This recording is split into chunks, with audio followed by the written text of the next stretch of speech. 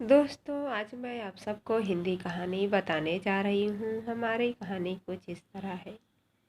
किन्नरों के माँ बाप नहीं होते। अरे शीला, ये क्या सारा जमा पूंजी तो उन बूढ़े पर, पति पत्नी पर लुटा देती तो खुद का बुढ़ापा कैसे कटेगी तेरी। रानी दीदी शीला से कहा, छोड़ो दीदी, कल देखेंगे, पर आज तो तुझे उनके इलाज के लिए ये पैसे देने ही होंगे। देख शीला, मैं फिर समझा रही हूँ, किसी गैर के लिए खुद के पैरों पर कुल्हाड़ी मारना बेवकूफी है। तू भूल गई है कितनी मुश्किल से तूने पाई पाई जोड़ी है। रानो दीदी ने कहा, दीदी मुझे अभी ये सब नहीं सोचना। मेरे लिए शर्मा जी की सर्जरी बहुत जरूरी है। अरे पागल, उसके दो बेटे हैं, एक बेटी है। पोते के जन्मदिन पर लाखों खर्च किया उन्होंने, पर जब हमें नेग देने की बारी आई तो हाथ बढ़ गए थे बूढ़े के। ऐसे में तुझे क्या पड़ी है, उस बूढ़े को मरने दे तो मरने दे। दीदी ऐसा मत बोलो, उन्हें कुछ हो गया तो उनकी पत्नी का क्या होगा। दोनों बेटों ने धोखों से उनका सब हड़प लिया है, और बेटी भी विदेश में अपने पति के साथ माँ बाप की सुध बिसरा मजे में है। ऐसे में एक मैं ही तो उनकी मदद करती हूँ। क्यों, तू ही क्यों? सच बता, उनके लिए तेरे मन में इतनी चिंता क्यों है? दीदी कुछ नहीं। ओ ओ, क्या ओ ओ लगा रही हो? तू जब तक सच नहीं बोलेगी मैं तुझे जाने नहीं दूंगी। क्यों, उनके लिए तू अपना सब कुछ बलिदान करने पर तुली हो। मरने दे उन्हें बस दीदी, बस। आप और कुछ नहीं बोलेंगी उनके खिलाफ। माँ बाप है वो मेरे। हाँ हाँ हाँ, माँ बाप। अरे पागले, हम किन्नरों के माँ बाप नहीं होते, तुझे इतना भी नहीं पता। माँ बाप होते तो हमें रास्ते पर दर दर भटकने के लिए छोड़ देते क्या? किन्नरों के समाज की लीडर रानी दीदी हंसते हुए रो पड़ी। दीदी, कुछ साल पहले जब हम लोग टोली लेकर बच्चे के जन्म की बख्शीश लेने नए एरिया में गए थे, और वहाँ हमें बंगले में घुसने तक नहीं दिया था और भगा दिए गए थे। उसी दिन उस बंगले में शर्मा जी के पोते के जलसे के बीच से एक औरत चुपके से आई थी और ढेर सारे पैसे देकर गई थी। याद है आपको? हाँ याद है। ओ मुझ पर मुंह पर घूंघट लेकर आई थी। चेहरा तो नहीं देखा था हमने, पर भली औरत थी।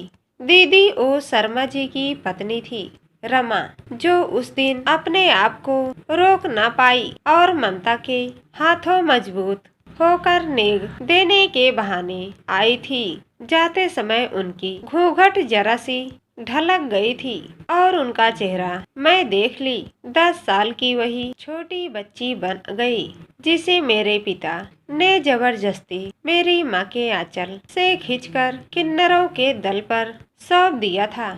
उस दिन भी मैं रोते हुए माँ को देखे जा रही थी, और तब सालों बाद भी माँ ने को रोते हुए जाते देखती रही।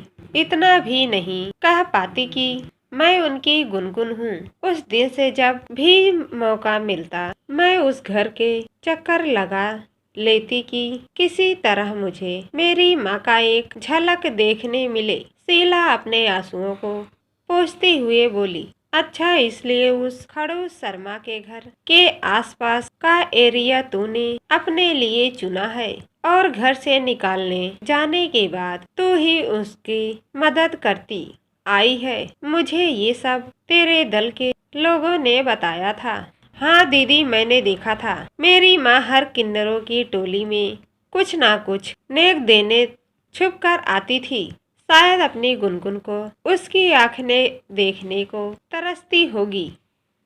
फिर एक दिन देखा मेरे भाइयों ने उन्हें घर से धक्के देकर निकाल दिया। मैंने अपनी पहचान बताई बिना उनकी मदद की। पहले तो शर्मा जी मुझसे मदद लेने में गुस्सा होते थे, पर अब धीरे धीरे वो मेरे करीब आने लगे। और एक दिन बात बात में ही उन्होंने अपनी पहले संतान गुनगुन के बारे में बताया और कहा कि काश वो आज उससे मिल पाते और माफी मांग पाते। इतना कहते ही वो बेहोश हो गए। इलाज करवाने से पता चला कि उन्हें हार्ट अटैक आया। ऐसे में उनका जल्द से जल्द ऑपरेशन करवाना जरूरी है। कुछ तो सरकारी मदद मिल रही थी और कुछ पैसे मुझे लगाने होंगे। दीदी अब जाने वो लोग मेरा इंतजार कर रहे हैं। जाने तो देगी, पर ये बता तू उनसे अपनी सच्चाई कब तक छुपा कर रखेगी? मरते दम तक। दीदी, जिस माँ बाप के लिए मैं बोझ थी उनका बोझ मैंने उठाया। ये सोचकर कही। ओ शर्मा से कही, हमारे माँ बाप को जब सच्चाई पता चले तो कहीं वो शर्म से न मर जाए, इसलिए उनकी गुनगुन उनके सामने कभी नहीं आएगी। अब ये शीला ही उनका साथ देगी। दीदी, उम्मीद करती हूँ आप मेरा साथ देंगी। गुनगुन, इस दुनिया में हम सब ही एक दूसरे का परिवार है और हमारे परिवार में धोखे की कोई गुंजाइश नहीं। आज के बाद इस जुमा पर सिर्फ शीला ही नाम आएगा, गुनगुन नहीं। ये तेरी दीदी का वादा है कि तेरे माँ बाप का राज अब मेरे साथ ही ऊपर जाएगा। धन्यवाद दीदी। इतना कहकर शीला चल पड़ी अपने संतान होने का धर्म निभाने। दोस्तों, मेरी कहानी अच्छी लगी तो चैनल को सब्सक्राइब कर देना, बेल आइकन पर क्लिक कर देना, लाइक एवं शेयर कर देना।